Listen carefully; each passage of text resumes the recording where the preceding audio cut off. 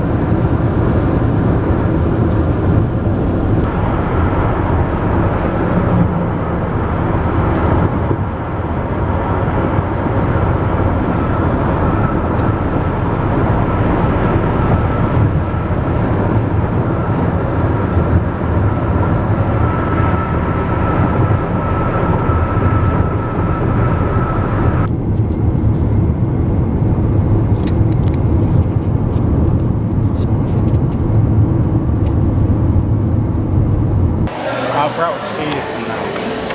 But I thought that was pretty cool. Oh, that's cool. It moves around.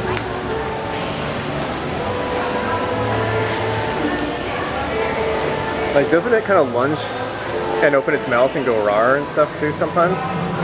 Or does it just move like this? I guess it just moves its head. Doesn't try to scare anybody? They're making noise now. Yeah.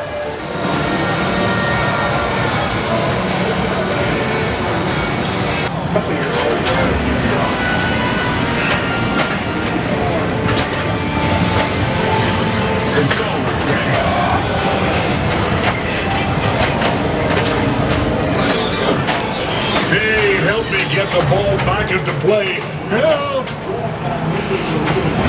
It's kind of weird with the screens, huh? Yeah.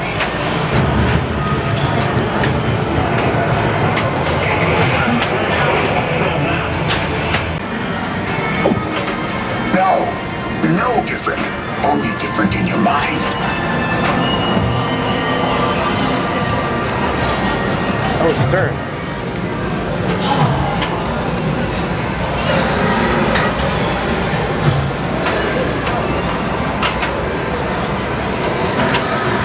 I hope you can handle it. It's been like a night.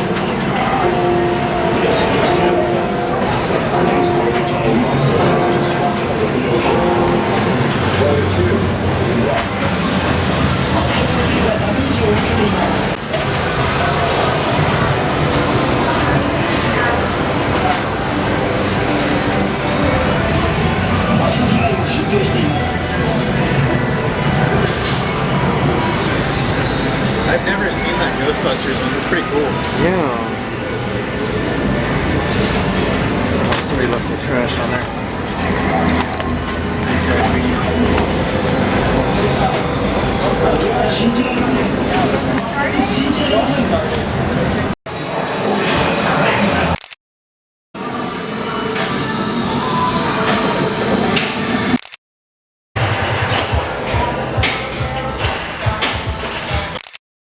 Alex here.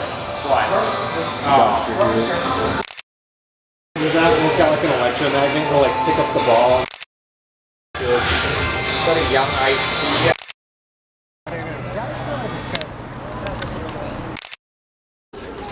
It's typical. Oh, look at that. Toho stuff. Come on, Toshi. Yeah. Thank you. I didn't see this yet. So.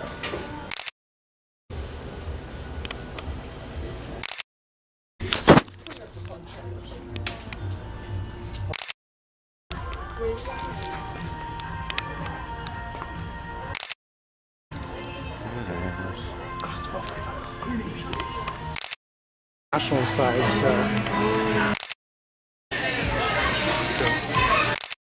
The French Revolution? Okay.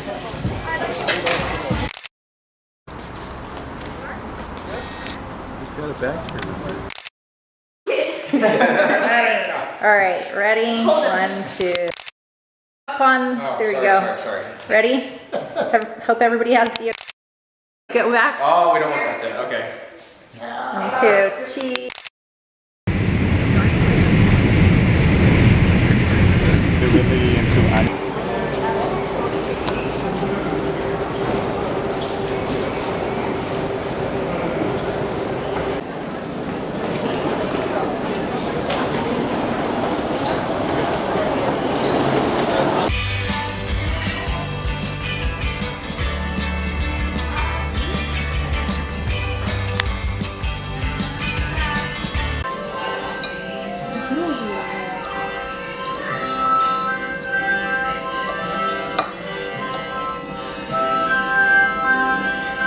Exterminate! Exterminate!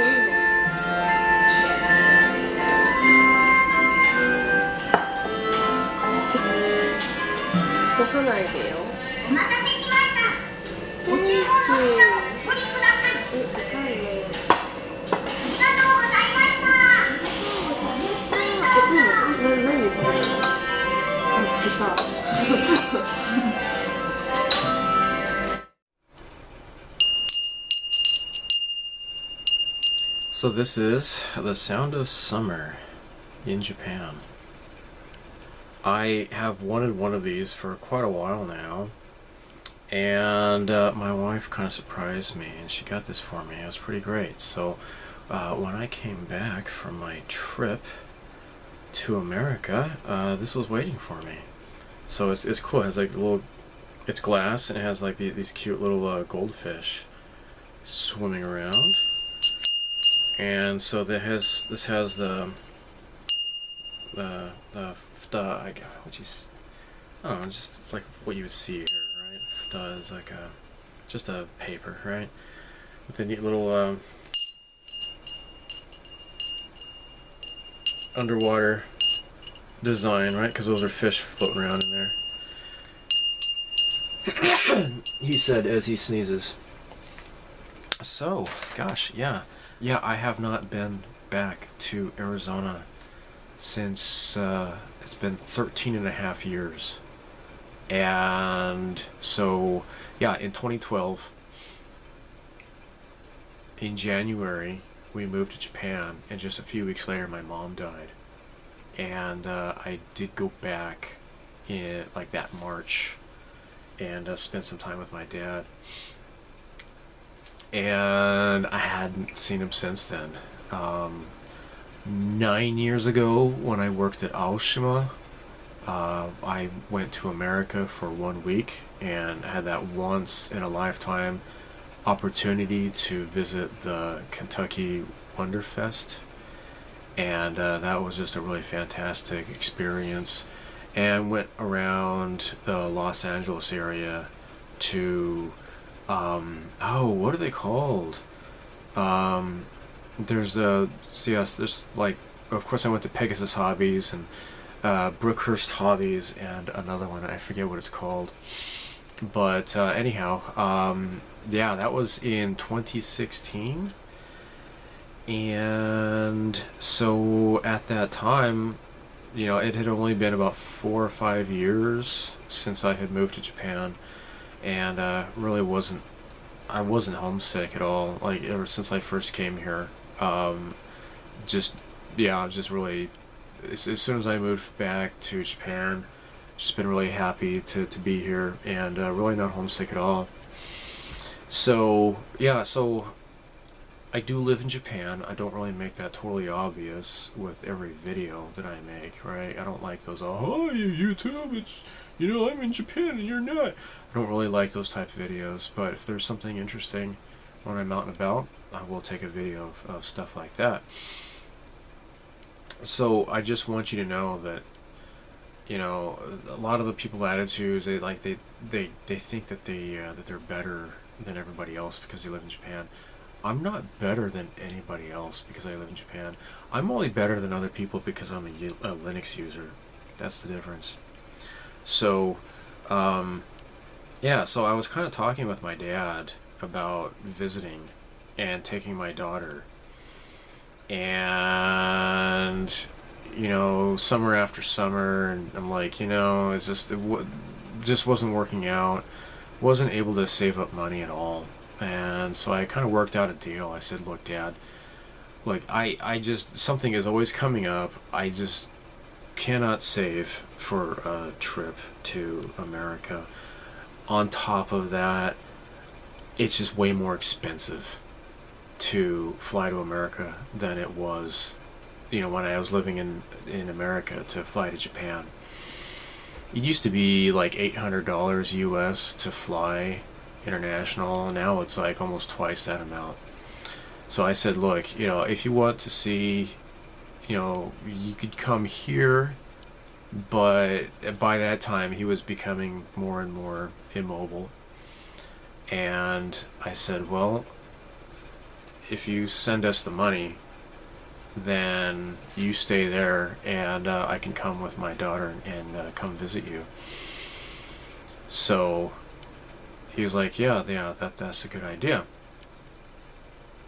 So in 2019, in summertime, I'm like, you know, it can't be this summer because I'm going to Australia, right? So I went to Australia for work, and that was a really cool experience, and I uploaded a video of my time in Australia at that time, and we both agreed, yeah, sure, we'll make it happen next year. And then guess what happened in the next year? 2020, and then, oh, you have to get your injections. We can't allow you to participate in society unless you get your injections, and we don't want grandma to die unless you get your injections. And of course I was speaking out against that. I was getting in trouble for speaking out against that, and yeah, I mean, I pissed people off. I was pointing out exactly how the media was being, you know, manipulative and totally lying about the situation. And I was accused of being racist towards China. And I'm like, my aunt is Chinese. You know, she has more of a reason to hate China than I do, right? She completely agrees with me. And like, there was this one guy who he got all pissed off at me because he was saying something like, oh, we need to just totally nuke China into a parking lot. And I'm like, yeah, I think the people there have more of a reason to hate their government than you do. And you know, life is a little bit more nuanced than what you would like to believe.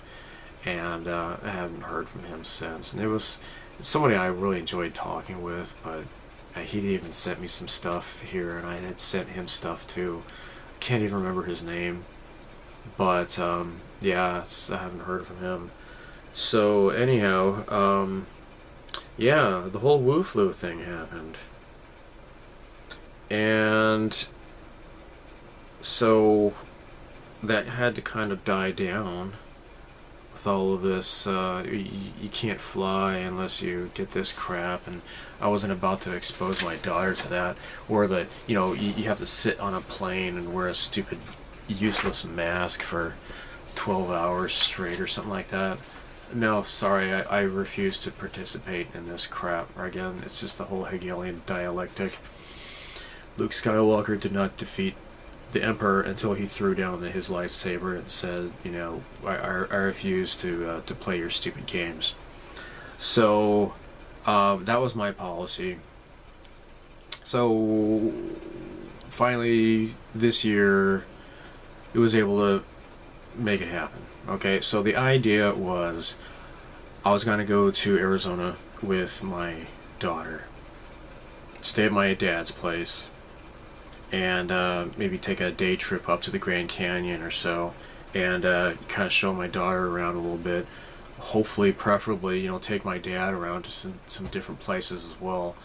But didn't really work out. So my daughter was having some school issues, and it was for the best that she didn't go, at least at the time of when I was buying the tickets. In hindsight, I'm really glad she didn't go, and I'll get to that later. So, yeah, I got to see my dad, and you know, he's got dementia, but he's fine. I mean, you can talk to him. His memory is fine. I was saying, hey, do you remember so-and-so, married couple? They went to church back, you know, like 30 years ago. He's like, oh yeah, I know them. His memory is fine. It's just his day-to-day logic, his day-to-day activities. It's kind of like, I mean, to exaggerate, it's kind of like you know, the Swamp King in Monty Python and the Holy Grail, and those two guards. He's like, no, you two stay here and make sure he don't leave the room. He just, like, that's the compound thing, right? Stay here, make sure the prince doesn't leave the room. That's two things, and they got confused. My dad's like that, but you can talk to him and he's fine. You know, it's only when he does stuff that you can tell that there's something not quite right. Other than that, though, he's okay, right?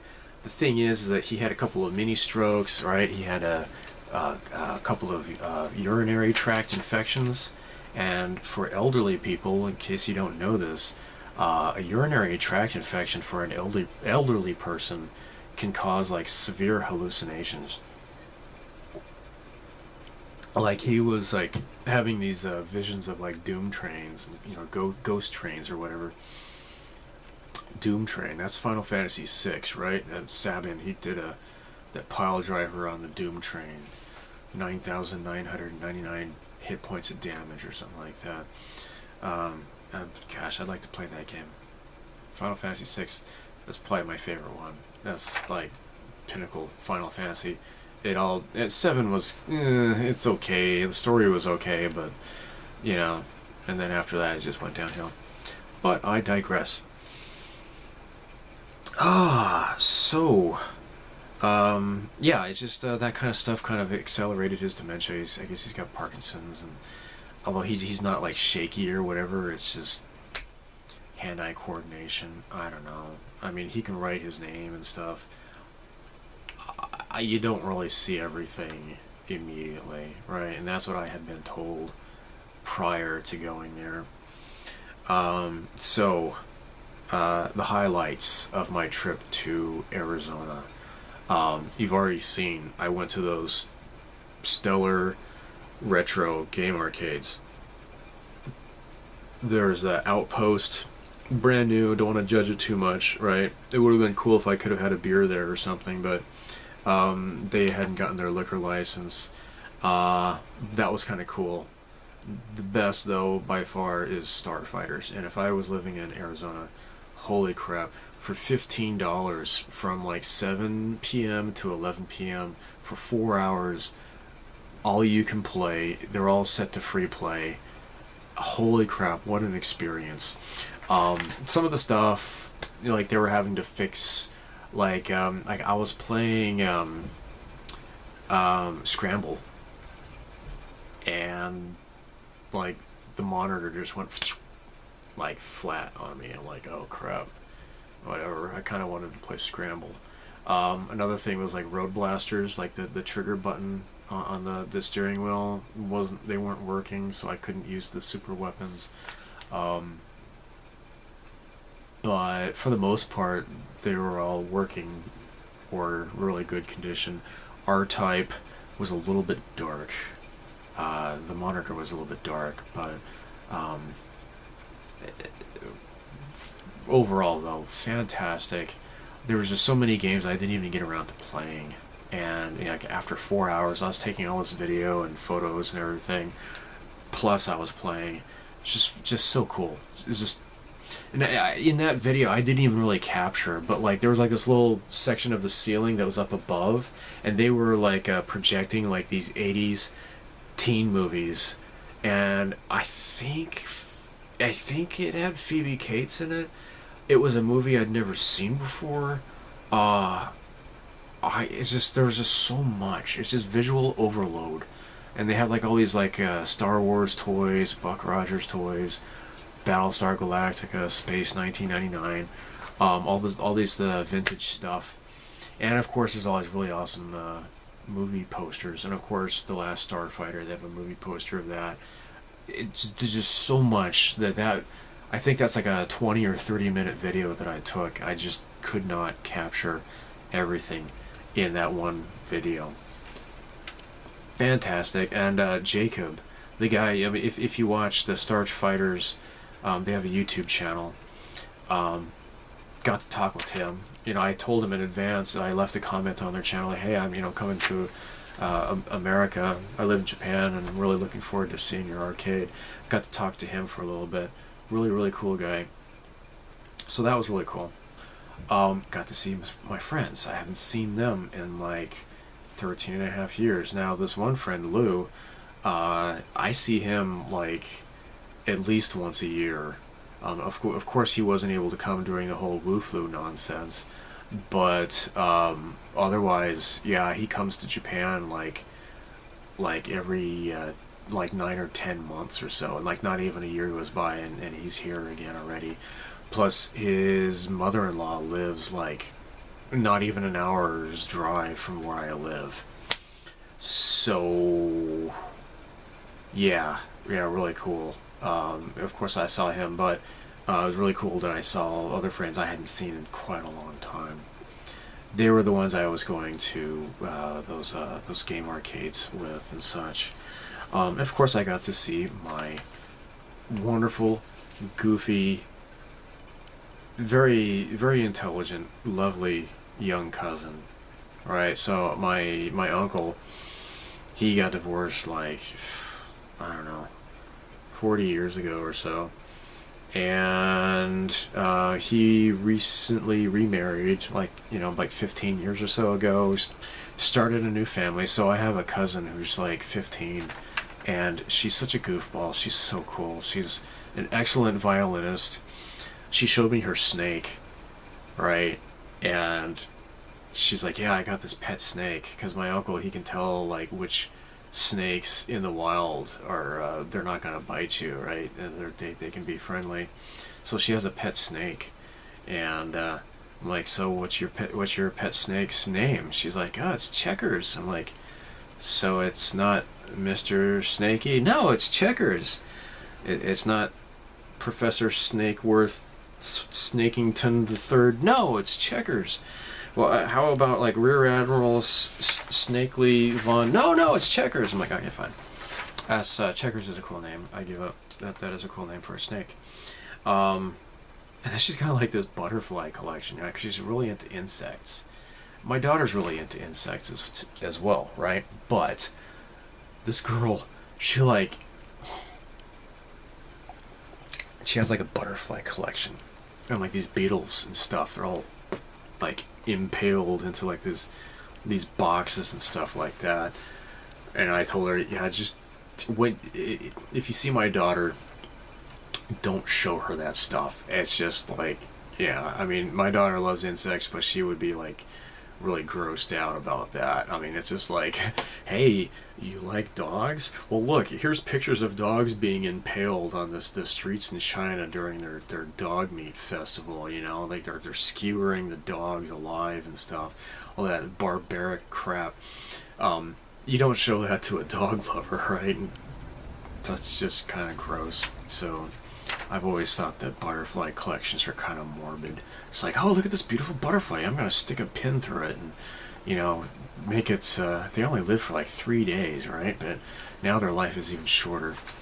Never really cared for that. So what else was really cool? You know, living in Japan, I was just really, it blew me away that in the Phoenix, Arizona area, they now have book-off stores.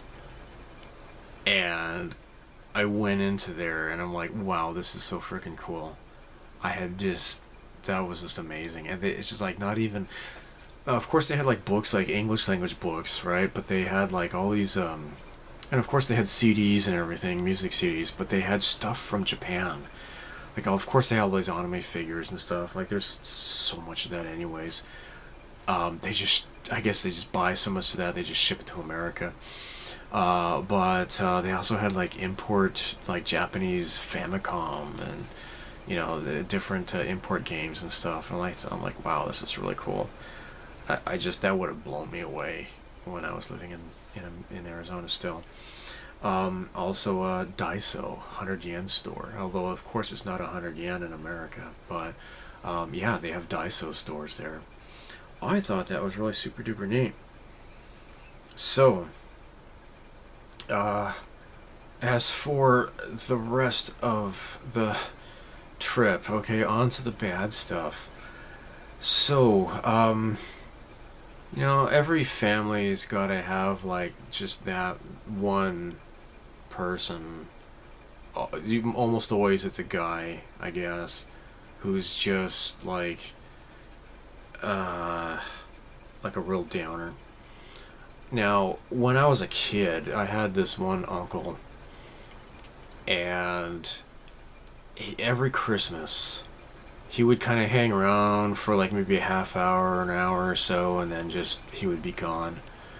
And I remember once, like, he gave me this it was a Paul Atreides action figure, and I'm like, what's this? He's like, oh, it's from Dune, it's a new movie, you gotta see it. I'm like, what, he's got like a sword, what is this, like Star Wars? He's like, no, it's even better than Star Wars. In fact, Star Wars copied Dune.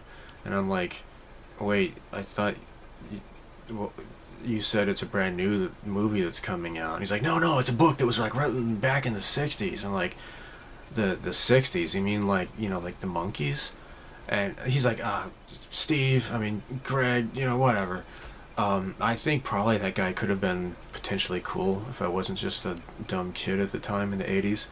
But, yeah, he was just like a real downer, and he just was, he would just take off. He would go to a bar, and then we wouldn't see him again after that. So, yeah, so I don't know where that guy lives at anymore. I don't know. He's just, I mean, I guess he's still alive, but whatever. So, yeah, I got these other people in my family that I don't really enjoy. You know, one guy's a tweaker, and I don't know. He's been in prison for most of his adult life. Let's just say one guy, I'll call him Uncle Bob. Right, I'll name him after this channel's patron saint, Bob Saget. This guy Bob is always been a real pain, and not someone really pleasant whatsoever. That guy was unavoidable.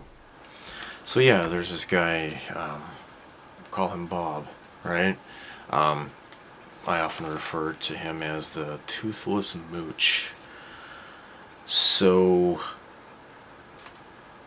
yeah, this guy's always had like a really rotten attitude, and he just sponges, and just a really rotten attitude. And even though I've even like actually gone out of my way to try to be nice to him, it was just always it was a useless gesture. And so this guy's been taking care of my dad and such, and while I do appreciate that, I was being accused of not appreciating that. So gosh, what else? Yeah, like, I was trying to engage with him and trying to get him involved in the conversations and such, and it's just always he's always just been difficult, and he's always complaining about how the family hates him or whatever, and oh, this family doesn't accept me because I'm not Christian or something like that. It's like, Yeah, my wife is Japanese and she doesn't care about that. But she can't stand the guy. And in fact, every time I tell my wife that yeah, I talk to my family, she's like, "Oh, has Bob gotten a job yet?" And of course, it's just like an in joke with us because we both know the answer is no, right? All he does is just sponge off his wife, right?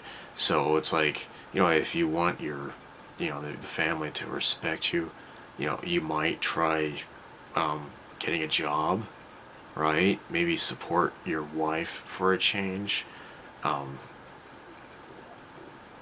Buy some dental discount plan or something, you know, do something with those god-awful teeth of yours.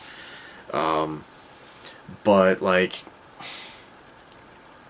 I will reiterate, the whole idea of me coming to visit my dad and my dad, you know, paying for my ticket, this has been in the works for like 6 or 7 years at least, okay? And it's just now finally happened. This guy was making it seem like it was his idea and it was his money, and on top of that, behaving as though my dad was on his deathbed. And I know that my dad has had some, you know, like with the UTI and he was hallucinating or whatever. I know he's had some low points, but, you know, elderly people kind of go up and down. And my dad was fine. He's not on his deathbed. He was on the sofa watching golf. I mean, yeah, he kind of shuffles around when he walks, but he's still got life in him. And for these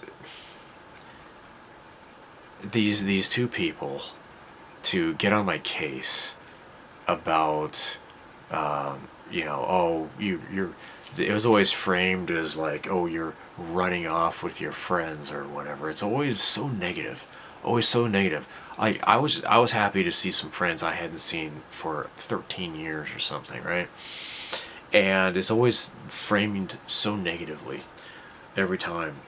So like, if my dad is truly on his deathbed and he's like, oh, my son, Steve, I mean Greg, look, I haven't got much time left on this earth, but I just want you to know that before I die, I've never been able to use the word ameliorate properly in a sentence. Look, what I need you to do is, and then if I'm like, hey Dad, you know, I'm gonna go to the game arcade because, you know, I'm gonna meet up with some friends, and oh my gosh, you wouldn't believe it, but they've got Baby Pac-Man. It's like a hybrid video game / pinball machine, and I've gotta go, Dad, we'll talk about this later. And then my dad's like, wait, vocabulary words before I die, I just need to, and then yeah, of course they can get angry at me for this kind of stuff. But that's not what happened. My dad is fine. As far as like an 81, 82, whatever year old man goes. But yeah, blowing things way out of proportion. So yeah, toothless mooch. This guy, I mean, creeps my wife out. You know, just always very difficult to interact with.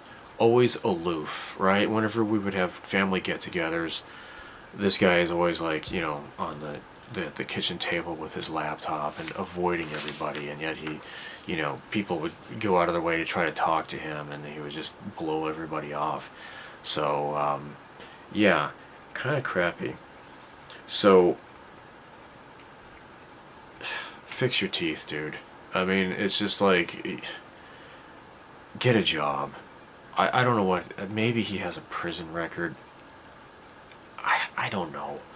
Or maybe not a prison record, at least an arrest record.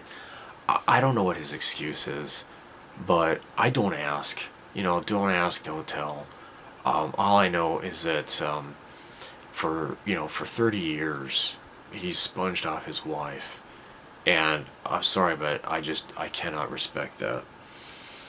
So he was basically looking at it as like I owe him, and the deal is, the way I see it, he's sponged off his wife for 30 years. He owes his wife to take care of, the family like this, especially because obviously he doesn't have a job. Yeah, I did not fly halfway around the world to be a convenience for this guy. Granted, he's got stuff going on in his side of the family, out of respect for someone who I don't really respect to begin with. I won't mention what, but I actually can empathize, and I understand what the guy is up to and what he's dealing with. I understand that. And I understand that me being in Japan, that people can resent me for not being there to help out with my dad as well. So I completely understand that. But again, my dad did not, pay me money to fly over to Arizona to just be, act as convenience for this guy, because I found out at the end that he wanted to, use the opportunity for him to go spend time with his family or whatever. That was not ever communicated to me whatsoever. So, yeah, I'm not living in America. I can't help with Dad. I totally get that. I understand that. And I do appreciate what he had been doing. But, there was like this huge blow up, and he was like shouting at my dad, and he's like, your son, Steve, Greg, yeah, he's gonna sue me. I'm afraid he's gonna sue me, because he doesn't think I'm doing a good job taking care of you. And I'm like, I'm gonna what? I didn't say anything. And I'm like, sue? Like, how can I even, what can I even do? I don't even live in this country. I'm like, what the hell? So then, yeah, the gears started turning in my head. I think maybe the guy could possibly be embezzling money from my dad, because since he's the one who had set up my dad with a PayPal account to wire money to me, if he knows my dad's passwords, he could possibly be, funneling money to himself. I don't know. I can't accuse anybody of anything, just yet, of course. Yeah, the expectation was for me to just be held hostage to a sofa for an entire week. And that was not the plan. That is not what my dad was expecting of me. And it's just completely unfair to have that expectation thrown at me like that. And again, if my daughter had gone with me, the plan was to go up to the Grand Canyon and such. So yeah, so the guy is planning on throwing my dad in an elderly home. And I don't know what's going on, but everything is still so new. All I know is that I just don't trust this guy, and basically I've essentially lost family because of this. And beyond that, I'm not going into any details, but if I'm the conspiracy theorist, I'm the paranoid one, trying to pull a fast one over on me is maybe not a good idea, because already I might be kind of suspicious. And again, this guy has always from the beginning been a real butt ass to me. And also, of course, on the final night there was this big blow up, and I was being shouted and screamed at And the whole time I was just completely silent. And I was being accused of being immature. I'll try to stick to what pertains to this channel. And I'm sure some of you may have gotten an earful of this as well. But like, I was being accused of being immature because well, the question was asked if I have Gundam models, and I'm like, yeah, I've got a few. Well, you play with toys. That was the accusation, and I'm like, that is just such normie shit that I mean, if the stuff that I have built, that is not for children. Children cannot even do what I have done. And but yeah, the whole thing of, I guess, plastic models equals children's toys or playing with toys. Oh gosh, miss me with that normie shit. That is just the stupidest crap ever. But yeah, if you've heard this kind of stuff, if you've gotten that line, please tell me. I'd really like to hear about that. That is just completely ridiculous. I mean, the last Gundam that I built, I put LEDs in it with, you know, doing all the soldering and everything. That's not kid stuff by any stretch of the imagination. Something else, like the guy was like, he was saying like, oh, you're living in 1982. I'm more concerned about living in 2025. And he repeated that like at least a few times. I'm guessing he probably wrote that down and memorized it. He thought he was probably being real clever. He's like, yeah, I'll burn him, man. I'll show him who's smart and stuff. I'm gonna just say that over and over again. It doesn't even make sense. I don't know what he was getting at other than that I'm into 80s nostalgia and stuff, and that sort of topic had come up a few times. I'm really at a loss what this guy's talking about. Well, let's take, for example, The Cure. In 1982, The Cure came out with their album Pornography. And the takeaway track from that is Hanging Garden, and that is the song with like the really catchy drum beat. It comes to my mind immediately just thinking of that album. Now, if you look at The Cure in 2025, oh no, I guess it was 2024 they came out with an album. I can't remember the name of the album. I can't think of a single song from that album. While I was listening to it on YouTube, I had to try to occasionally remind myself what I was listening to and trying to pay attention, but not a single song on that album grabbed me whatsoever. In my opinion, it's completely a forgettable album. So am I gonna take 1982 Cure versus, modern day The Cure? I'm gonna take the old 1982 stuff. I think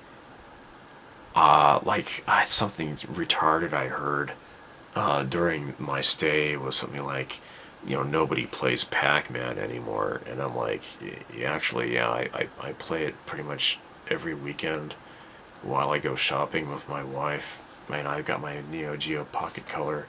I play Pac-Man in the car when I'm waiting for her to come back out. And the guy said like, oh, well, if you put an AK-47 in Pac-Man's hands and put him in a jungle, then yeah, sure, I'll play that game. I'm like, that is just such a meathead response. So apparently I'm immature because I play retro games. I guess there's nothing endearing about retro games as opposed to modern games, so then therefore I am immature. But just the whole irony of being called immature considering this guy has been completely dependent on others for his entire adult life. Scratch that, probably his entire life, and he just turned 50 years old, and he's never been independent in his entire life. Yeah, in one ear, out the other. The irony of that was just incredible. So, and then of course also putting down my friends. I did get that. So apparently he thinks that my friends are no good because, you know, I, quote, ran off to go spend time with friends. And we went to a game center, and he was all angry because he can't go to a game arcade. I don't think he'd even go, regardless, even if he did have the free time. So, and he said that, like, I'm incapable of being friends with people who don't wear Hello Kitty t-shirts. And I'm like, what? I was zen through the whole thing. I just kept a straight face. I did not, I kind of like maybe had like a half grin, I guess. I was just like incredulous, just the stuff I was hearing. I couldn't believe that I was hearing something as retarded as that. So, okay, you're going to disparage my friends, right? I don't know anybody who has a Hello Kitty t-shirt unless it's like elementary students that I work with for my job. Okay, so my friends, number one, they have nice paying jobs. Number two, they have rather nice houses, very nice, big, expensive houses. Number three, they have families. At least two of them do, right? Two of my friends, they have a couple of children each. And four, they have teeth. So if you're going to be disparaging my friends, you know, yeah, consider the source. I just found that to be rather bizarre. So again, I was just like totally zen. I did not get upset. I just let that anger pass over me and through me, and so as that it would not fester inside me. You just don't do that. So you can have an argument with somebody. If they're a rational person, maybe you can, you know, address your points. And of course, you know, having an argument sometimes is very helpful and healthy for a good marriage. Sometimes an argument is necessary to get your needs addressed and such. But when somebody's screaming at you, you can't do it. Because if you try to speak, they're going to scream louder. And if you scream back at them, then now you're risking possible violence at that point, physical violence. So I just completely just absorbed it. I was standing there for like an hour or so, and I just said, I'm just glad that my daughter didn't come here, because I mean that would have just traumatized her to see family screaming at me like that. The whole thing was just utter nonsense. And yeah, I can be snarky at times, right? So, like, my friend, when I found out, because he had moved and he shared his address, I'm like, oh, well, aren't you Mr. Fancy Pants? You live in Scottsdale now, right? I might say stuff like that, or like, you know, wine. Now, I don't drink wine. That's for chicks and fags and rich people, right? I don't say that to anybody, but if it's people I know, I'll be snarky like that.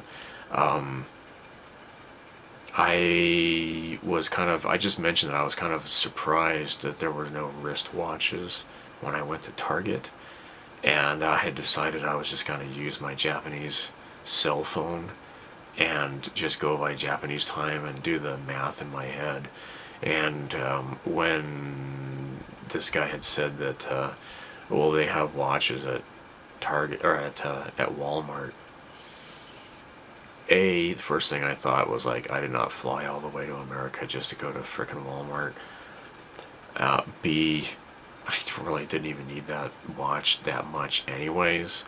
C, it's best if I don't have a watch with my job, just for reasons, because the children in Japan are not allowed to have watches for some stupid reason. And when I used to wear a watch, the kids would always like mention about my watch, and it was really annoying. So yeah, I didn't really want a watch, and I really did not want to go to Walmart. So I just made the snarky comment of like, I don't want to go to Walmart, I don't want to get AIDS. If I would say that with people I am friends with, they would understand what I'm talking about. Walmart sucks. I mean, they're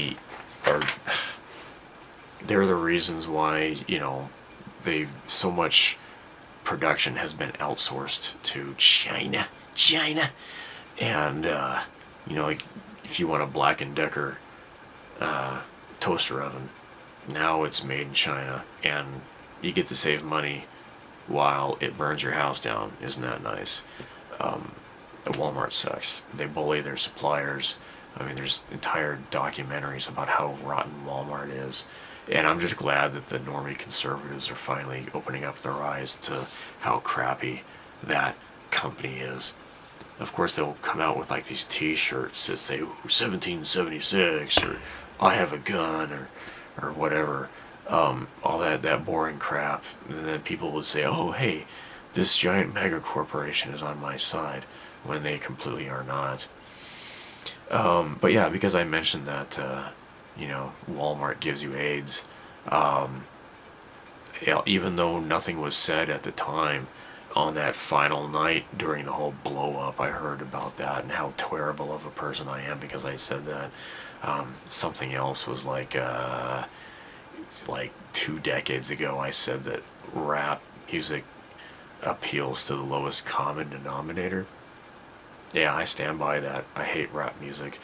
Back in the 80s, rap music was pretty fun, and then it was kind of in the 1990s co-opted by the prison system, and now you got all these, you know, oh, I'm gonna shoot you and stuff, so you're gonna pay like $15 for a CD to listen to somebody threaten to shoot you in your face or something like that. Yeah, that kind of sucks. I'm not going to listen to that.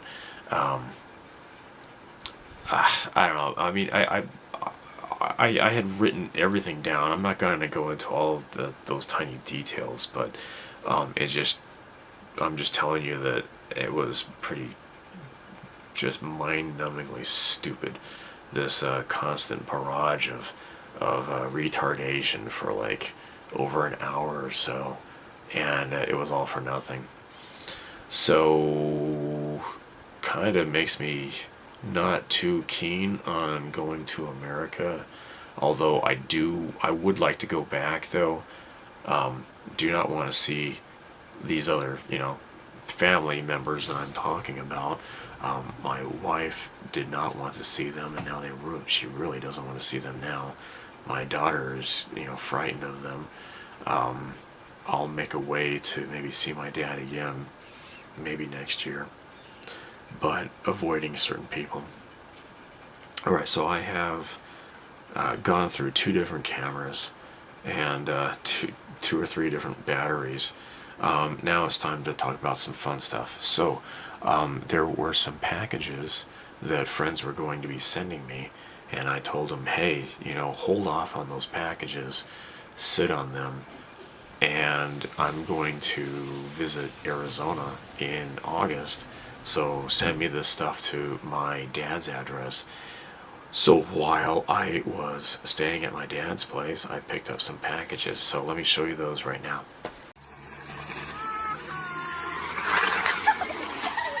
You've got mail.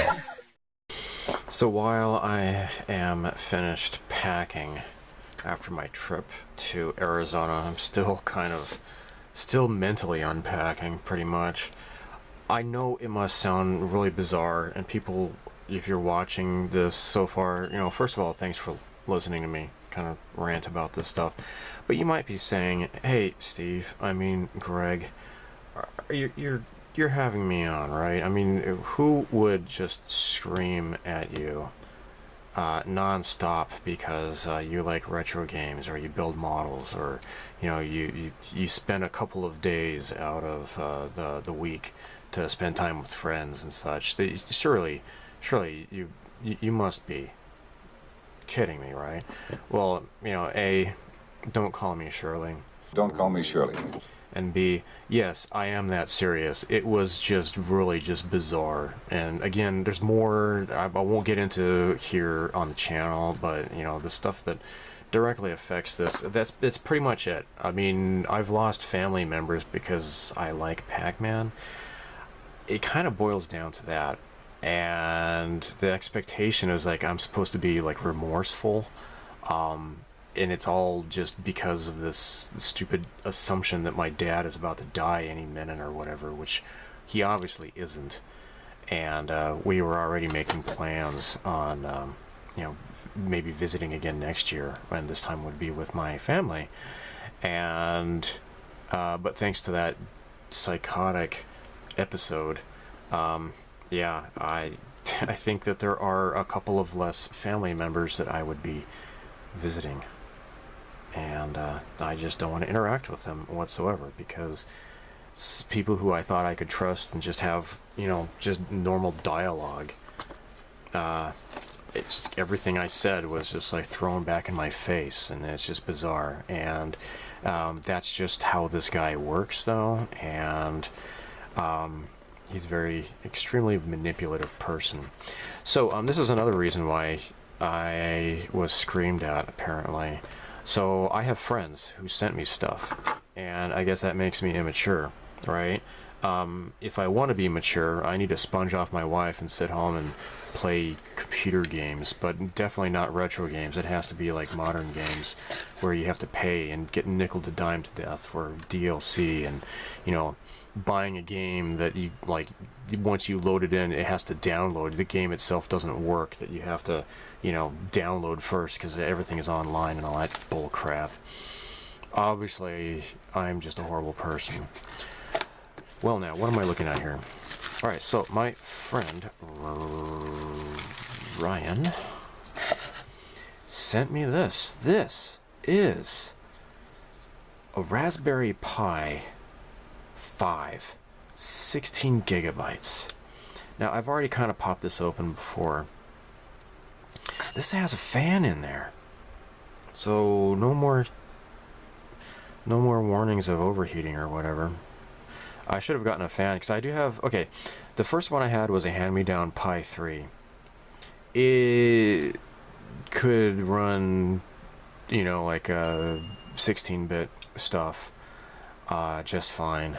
And I had, installed like a X68000 emulator on there. That worked fine.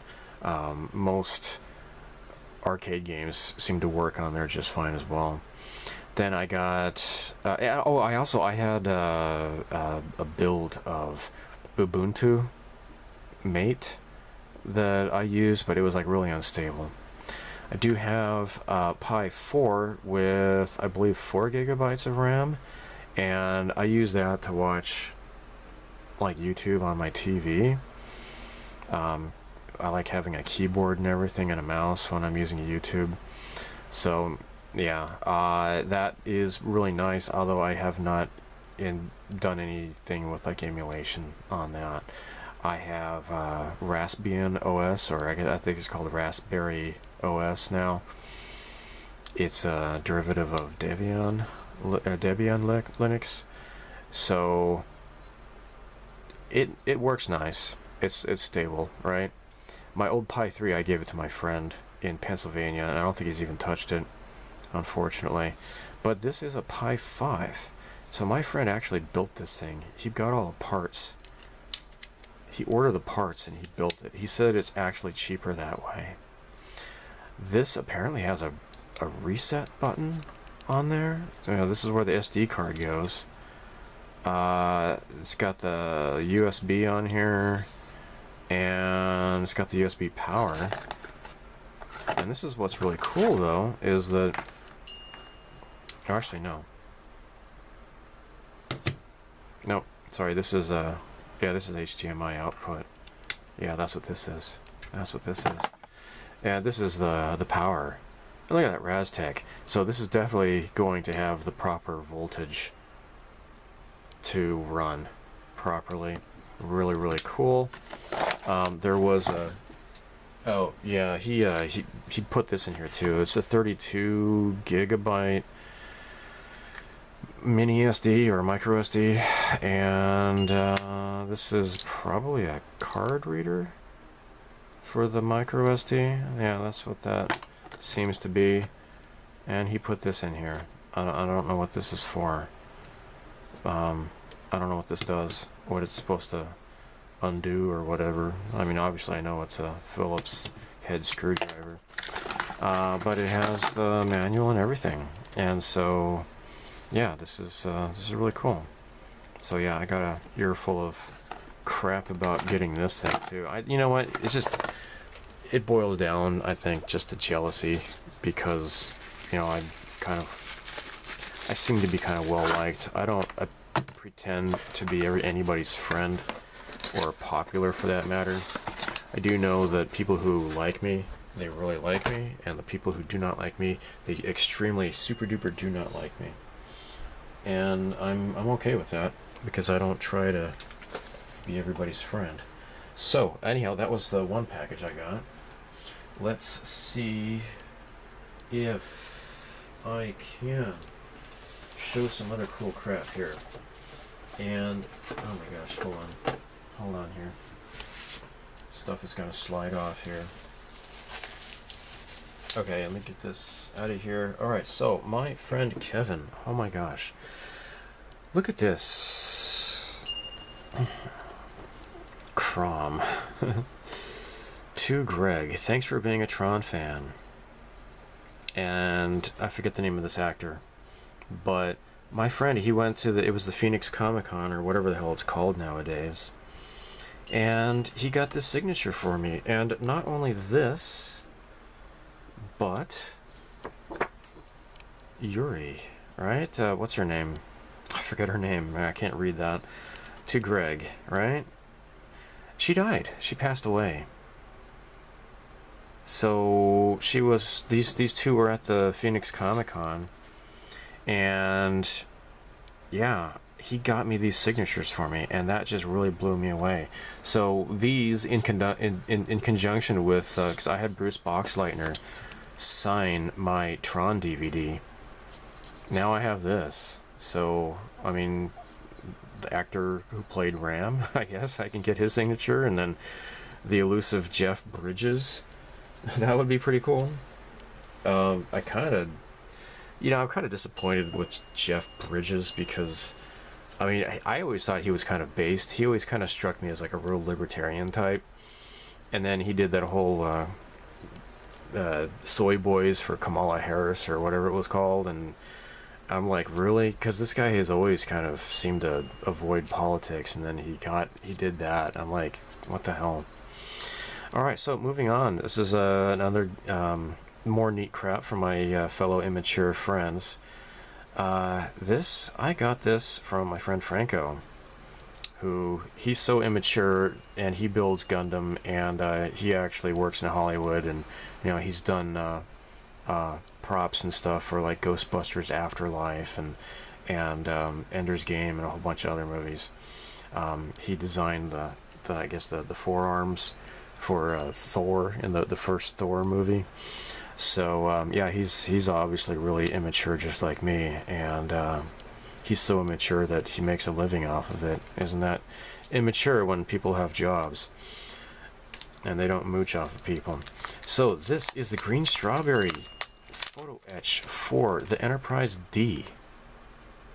So I did have the Dawn's Light and Magic a couple of, it was like the warp nacelle photo etch covers, and oh, see, here we go. Now, if you're not familiar with the Enterprise D, I'm talking about like the big 1400 scale Enterprise D. The pylons are single pieces. You can't sandwich wires, right? So what you have to do is channel out. You have to sand off the detail, channel off, and have wires going through the pylons, and then you lay these details down on top, and that way you can have wires going up into the warp nacelles and light up your model kit. Obviously this is for the deflector dish here, and I don't know what this is, but looks like what got some parts for, I mean, these are obviously the phaser arrays, and I'm not sure if I like the idea of using those photo etch, but anyhow, yeah, I sent him a bunch of stuff, and then he was gonna send me this, and I said, "No, hold on, dude, hold on, just wait till I go visit Arizona." So, and again, I might go back next year, maybe, but I'll stay with my nice family, you know, go stay with my uncle's place instead, because he and I are on the same page with a lot of stuff, and he's the one who got me into modeling when I was, I was like in the 5th grade, and we built a Spitfire together. So he got me this. Oh my gosh. This is, actually no, this is from somebody else. This is, yeah, these are the official Polar Lights Aztecs for the 1000 scale, the refit and the Reliant. That's what these are. But this was actually Fred. Yeah, Franco got me this actually. And this is an aftermarket set of decals for the 1000 scale Reliant, and by Red Phoenix. Now the thing is though, is that apparently this guy is a completely irresponsible asshole. He had an Etsy account, and Franco paid for the decals on there, and he never got it.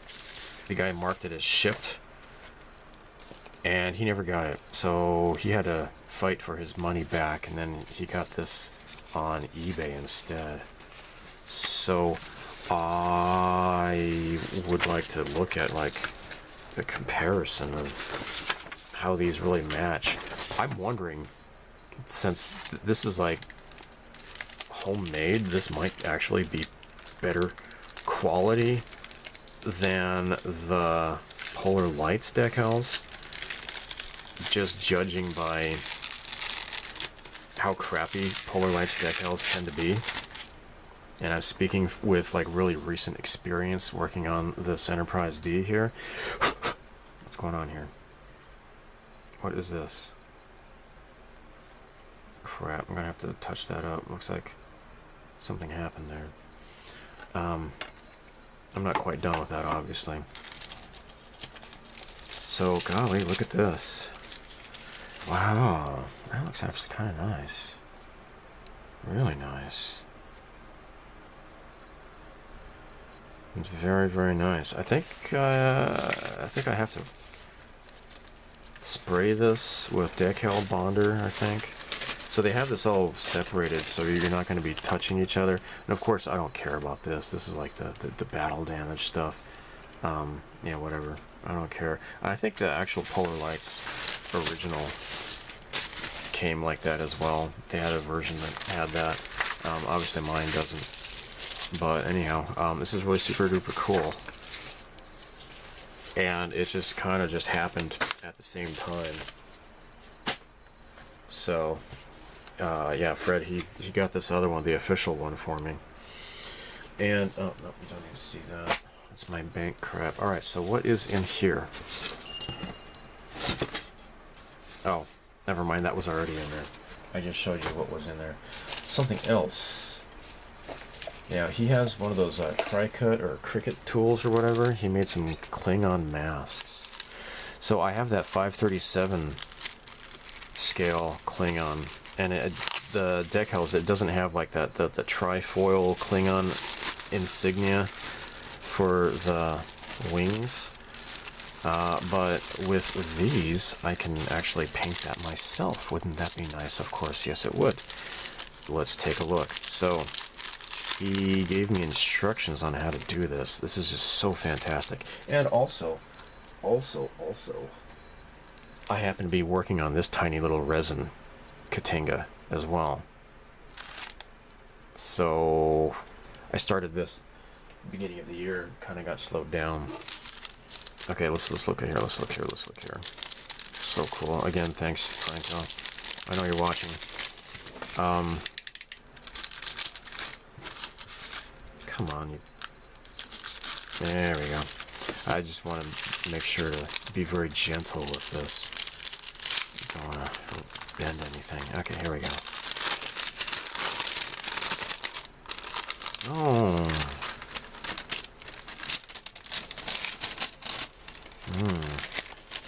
Smart vinyl, yeah, so these are vinyl masks, and yeah, look at that. Look at that. Mask number 4. So yeah, the little Klingon insignia, you get to do it in parts. Mask number 3, oh my gosh. So, and he also gave me instructions. Mask number 2? What's going on? I'm missing some stuff. Oh, look at that. Look at that. A tee-hee-hee. A tee-hee-hee-hee-hee. But you know what? That's okay. That's okay because reasons, right? Because you're not painting the, you know, the positive. You're painting the whole, right? So, very cool. And larger versions for the 537. So this is super duper cool. Thank you super duper much. This is really great. Okay, so I mentioned this other friend, Fred, and he is just a 3D printing madman. And I'm gonna pause the camera and show you that next. Alright, first of all, this is totally unexpected. This is a Type 9 shuttlecraft by Cosmic Scale Models. This is 72nd scale, and it contents 1 model, decal sheet, and instructions. Oh my god. Alright, damn, look at that. That is so cool. That is so cool. Holy crap. So yeah, this is going to be super easy because it's just like one piece, right? So very cool. Very super duper cool. Look at that. Now, yep, there. Oh my gosh, it does have decals. It totally does. Look at that. They're not lying. Type 9 shuttle. You know, this is from the. It's been such a long time. I don't think this is next generation. I think, wasn't this... I want to say Deep Space Nine or Voyager. I don't know. Or maybe the movies. I haven't seen those movies. And, you know, the next generation movies. You know, even though, like, I'm building this thing because I think the Enterprise E is so awesome looking. Like, I don't care for any of the movies. But yeah, the designs are cool, so this is really cool. This model has been designed hollow, so you can install lighting. Get all the way out. Seriously? Oh my cow. Well, maybe that's what this is about? Wow. I mean, I wouldn't have thought about that, but yeah, I mean, cool, huh? Do I have a flashlight? I don't know. Let's look at this in the light here. Yeah, it could maybe work. Yeah, it's just kind of translucent. Wow, that is pretty darn cool. I don't think I would though, but who knows.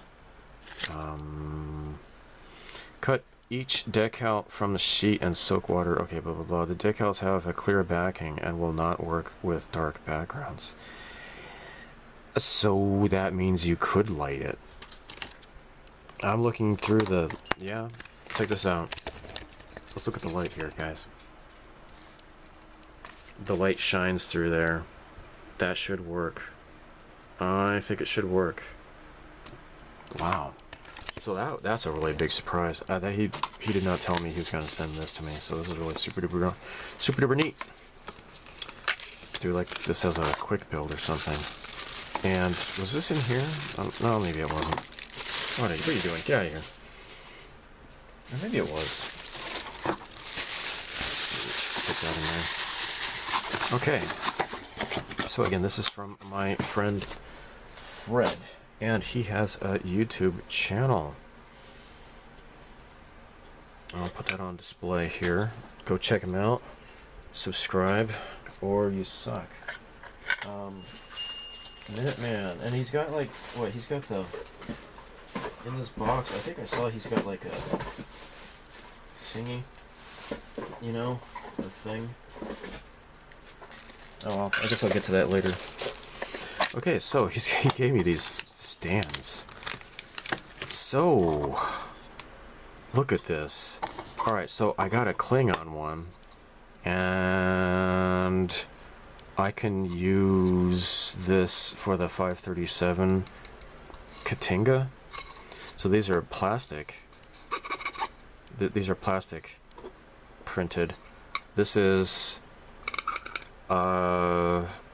movie era Star Trek badge. And then he's got the TOS. Look at that. How is that not cool? Thank you so much. Yeah, he just like, he's like, yeah, I'll just do all this stuff for you. I'm like, really? Serious? And he's like, yeah. So, I'm like, hey, tell you what. Oh, I also got this. How is this not cool? I mean, look, I got 2 of these things now. That is amazing. Totally amazing. Alright, so, what are we going to do here? What are we going to do? And, oh yeah, that's not important. Okay. Well, this says Daphne, and you're like, well, what's Daphne? Well, look at that. He made this hollow, apparently. Let's, yep, look at that. It's all hollow in there. Look at that. Okay. So, Daphne, if you're like, well, who's Daphne? Well, this is actually Daphne from Dragon's Lair. I bought the STL files online somewhere, and it was like from Malaysia. I think it was actually not, the money didn't go to the original creator, and because I think I found it somewhere else, and that kind of pissed me off. Frickin' Malaysian pirates. Where's the rest of the Daphne parts? Oh, here we go. It's gonna take a while to unpack everything, apparently, but so yeah, you could build her as like regular, or they have like a nude version, and like I looked at the STL files, and yeah, you could see her pussy and everything. So if that's your cup of tea, then knock yourself out. I'm not gonna do that. I mean, I got a wife and a daughter. I'm just not gonna do that. And this is like, what? This is her. I don't know.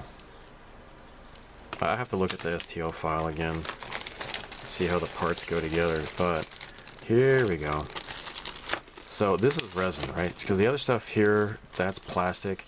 This is resin, and like this is Daphne. Yeah, so this is printed in plastic.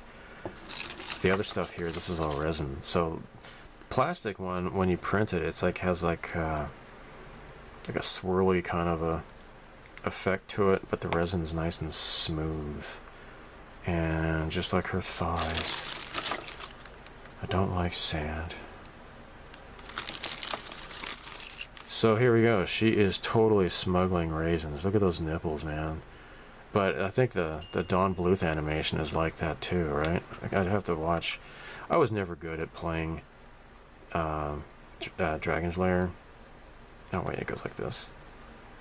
I think. You know, I don't even know. Oh wait. I think she's sitting like this. Yeah, that's right. Okay, yeah. So obviously she's not naked, but yeah. So she's got like this sheer black kind of a bodysuit, and then she's got like this bikini on, and here is her head. And he kind of modified. I think this is the one he said he modified. Oh no, maybe it's the next one. Maybe it's the next one, but I don't know how the head goes in. She's got her head back, I think, and then here's her hair like this. So she's all sultry looking. That's it. I think this is how it goes. Yeah, I think that's how it goes. So, very, very cool. And what else is in here? Oh, yeah, okay, her crown, and there's also a sword. That's right, and some other smaller parts. And her hands, of course. He's like an expert at packing stuff, too. Like, here's her, yeah, her high heels, there's her feet. Look at that. Makes it easier to paint, I guess. And here's her crown. Right? So, yeah, Princess Daphne from Space... Oh, not Space Ace. The Dragon's Lair, right? She's like, save me! Save me! Oh! I've watched people play that game. I can't play it myself because it's just too hard. But, yeah, nice ass. There we go. Nice. Okay. Next. So again, Daphne. Next is, oh my gosh, look at this. So I found this. This is STL files that were like, totally, like, it was free. I didn't have to pay for it. And this is the one where he modified. Oh, this is where I saw it. Okay. Let me undo. Here we go. Yeah, Minuteman Modelworks. Check him out on YouTube, or you suck. He doesn't get a whole lot of subscribers and stuff, so definitely check him out. Oh my gosh, a sticker. This has got to be a sticker. That is so freaking cool. That is so cool. And then this is a poker chip. Isn't that cool? Nice. Alright. Okay, so let's unpack this. This is Ray from Evangelion, and this is a totally free. I didn't have to pay for it. I don't know what site I downloaded it from, but I said, hey, could you print her out for me? No, okay, here we go. Here we go. Oh yeah! Thank you! Thank you! Look at that! Got the Hikaru and Minmei. The 72nd scale. Oh yes, that's right. I sent this to him as well. So, yeah, this is for Macross kit that it does not come with pilot figures, even though that's like a real failed, wasted opportunity. They could have come with these pilot figures. And so another friend sent me the STL files, and then I sent it to Fred, and he printed them out. So yeah, 72nd scale. That's really cool. Okay. But that's not what I was going to show you. I mean, I guess it was, but, whatever. Alright, so. Ray from Evangelion. Again, I don't like Evangelion, but I like the characters. He's, oh my gosh, total expert at printing, or at packaging stuff. And printing too, I guess. Everything is so exquisitely insulated here.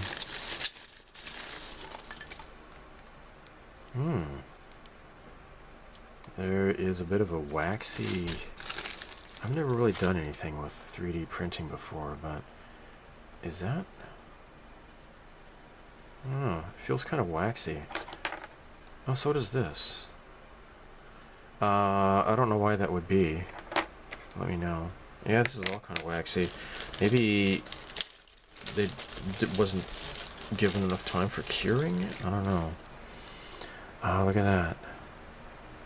I believe this is bent. I'd have to soak that in hot water. But she's got like that spear of longness or whatever the hell it's called. That's what this is here. Yeah, I think there was just not enough curing time. I don't know. Maybe it was kind of a rush job. He didn't have to rush.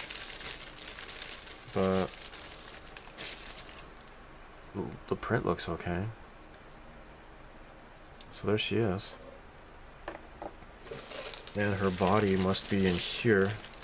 Looks like this is another Hikaru and Minmay that's also in here.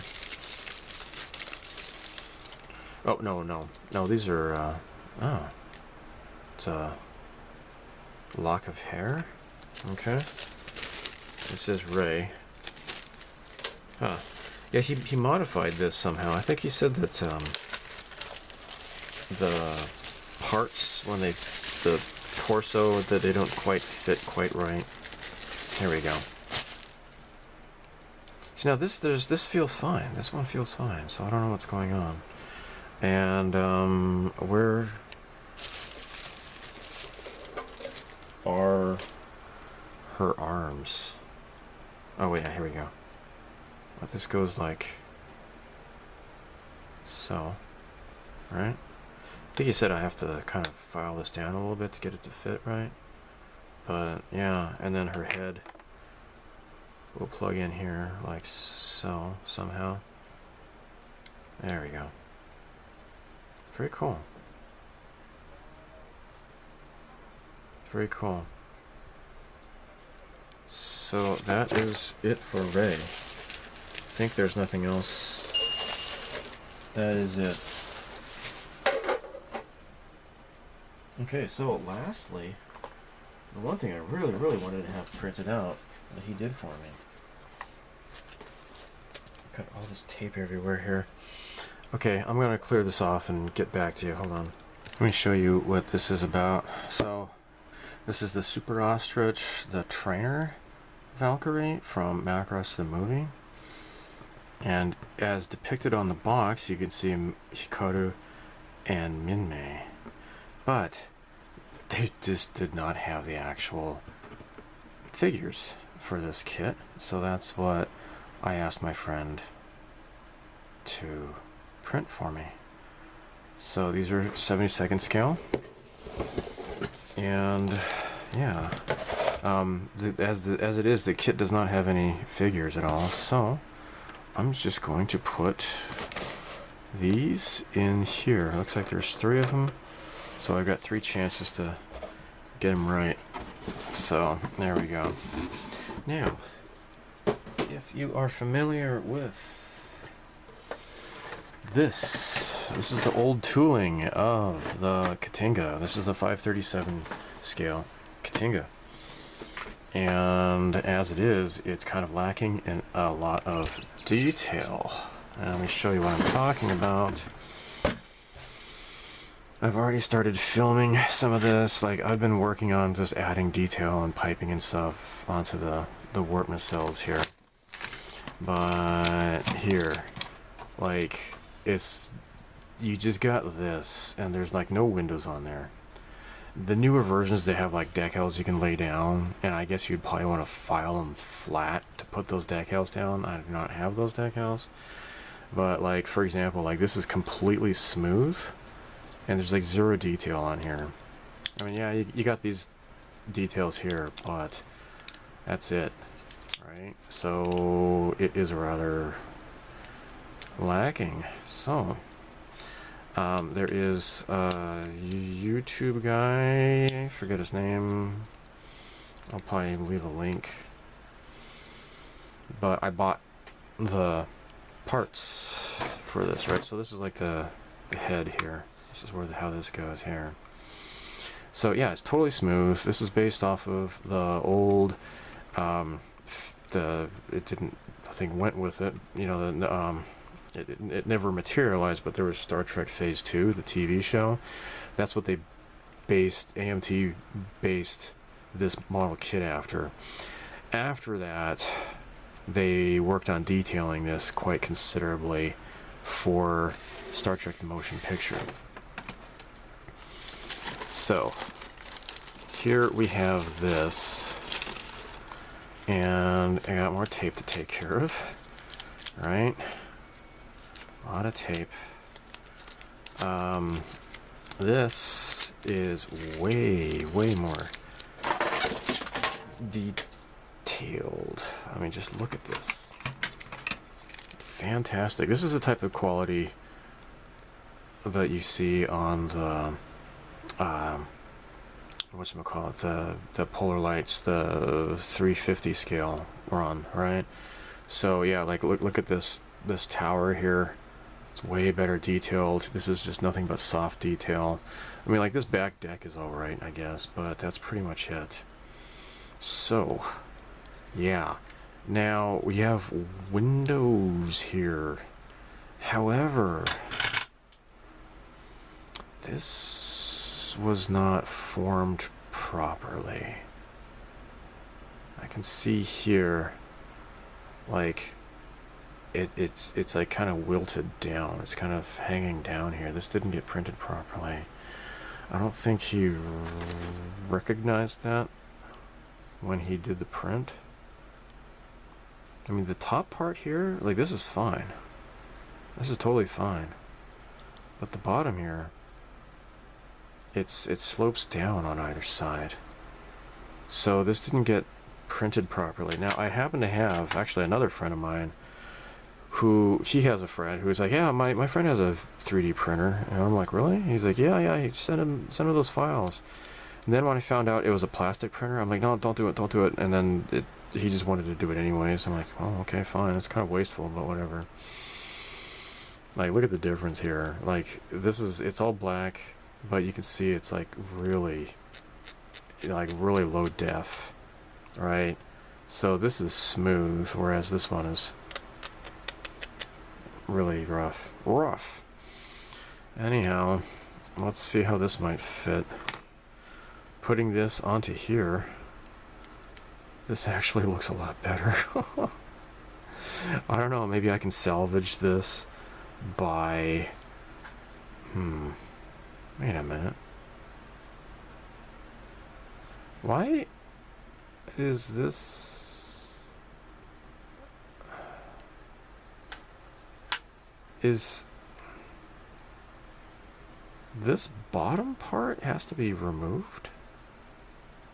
I think maybe so. Yeah, oh yeah, okay. Yeah, this, I have to cut this bottom part off. I mean, if I'm to use this. But you can see here, like, the windows are fine. Maybe you can see that, I don't know. I might use this after all, because this didn't get printed properly. And oh, look at that. There's a clear part that goes in there for a diffusion, apparently. Huh, I did not know that. Well, that's cool. I did not know that. Let's take a look. Yeah, this has to go. Look at that. This is, yeah, that has to go. It has to be removed. I could maybe just use this black. I don't know, I'd have to prime it and see if it's doable or not. But as it is, yeah, maybe he didn't double check. But you know, this does look so much better. This looks so much better though, the detail on here. And this is like very rough. I don't know. I might send him money and have him redo this part. The other parts so far look fine. I don't know, we shall see. We shall see. Okay, another part that is a big disappointment in this kit is the, here we go. Like the rear thrusters here, the impulse engines, there's like no detail. They're just there. There's nothing to them. Alright, let's look at the rest of what's inside here.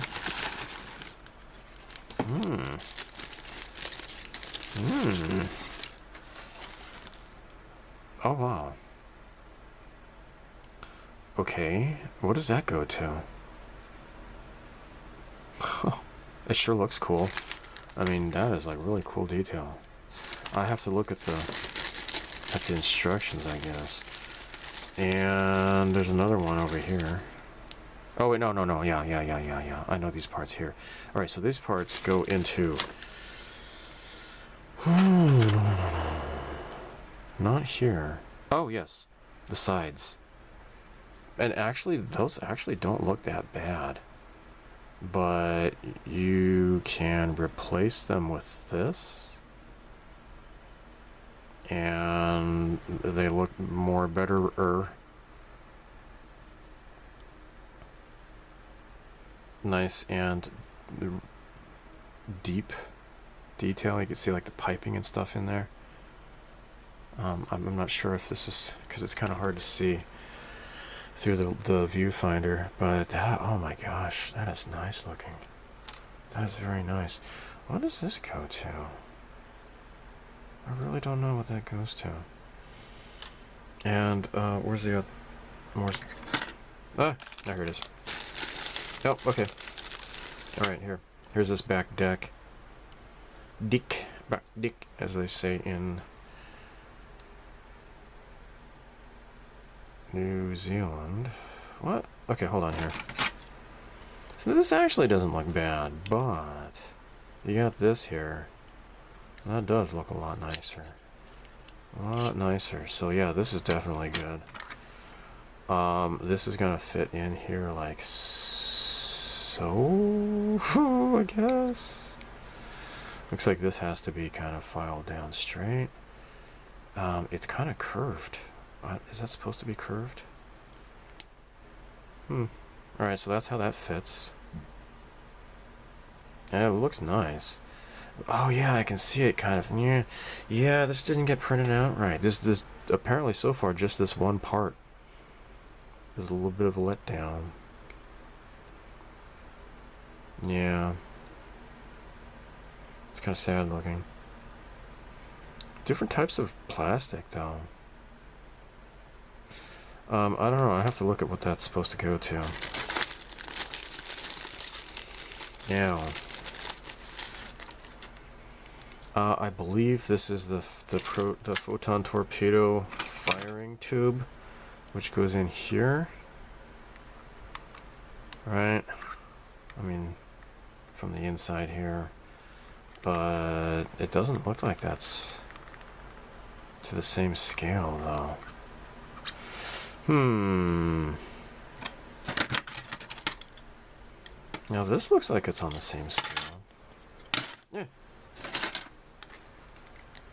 Yeah, this is fine. I don't know what's going on with that. I'll have to look at that later. I think there's a rear photon torpedo tube. That's what this is. Yeah, I'm not sure entirely what that's about. And there's two of these guys here. Oh, look at that. You know, maybe this is what goes in. See, I don't know. I'll have to look at the STL files again. I just don't remember really. Okay, now here's the other one of these, and that is so nice looking. Holy crap, that is so nice. Look at those pipes and everything in there. That is so cool. Very nice. And let me just carefully take these plastic, the styrofoam peanuts, throw them out very carefully so as not to accidentally throw away something important. And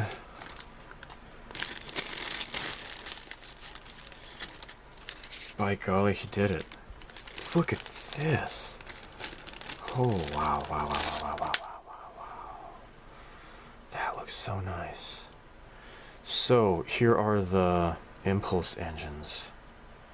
and they look really, really great. So I'm gonna pop this out here because you kind of just did a dry fit here. So when you pop these out, look, you got like that nice mesh in there, and then look at this. And again, to show you the difference here, this is it. This is the difference here. That is so nice. So what I have to do is cut this out and make it hollow. And then these impulse engine parts go here. And by God, that looks so nice. And of course, here is the other piece.